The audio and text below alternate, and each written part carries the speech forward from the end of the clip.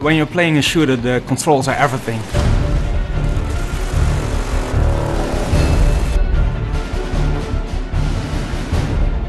When we started working on Killzone 3, we first read through all the forums and the reviews to see what people liked about Killzone 2 and what they thought could be improved. The controls of Killzone 2 were a point that really divided the fans.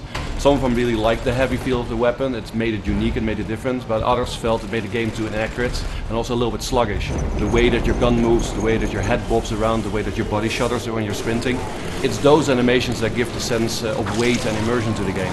And we decided that whatever kind of changes we're going to make to the controls, we're not going to change that feeling of immersion. That became a challenging design task, not only keeping the heavy feel of the game, but also making it much more responsive. And I think in Killzone 3 we actually achieved exactly the right balance. What we did was take a really good look at the dead zones and the control scheme and fine-tune it to hell, basically. We came up with a system that we call brutal melee. We wanted to raise first-person melee to a whole new level. We wanted something really brutal, something right in your face, very up close and personal. So the new system will allow you to do all these painfully unfriendly things to enemy characters, like stabbing them in the eye, slicing their throat, bashing their heads against pillars. Very, very gratifying. You can use the melee system also with the environment, so you can bash somebody's head against the wall or kick them into cover, and when they're still dazed from the move you just performed, you can pull out your knife and stab them to death.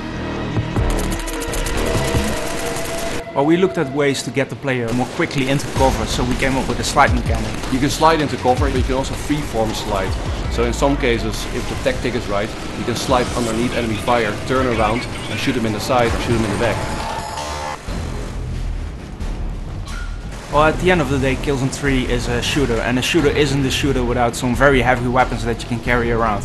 So for Killzone 3 we added a third weapon slot, and in this slot you can carry the most heavy weapons. The first Killzone had these really massive gyro-stabilized weapons, and that's something that we brought back for Killzone 3.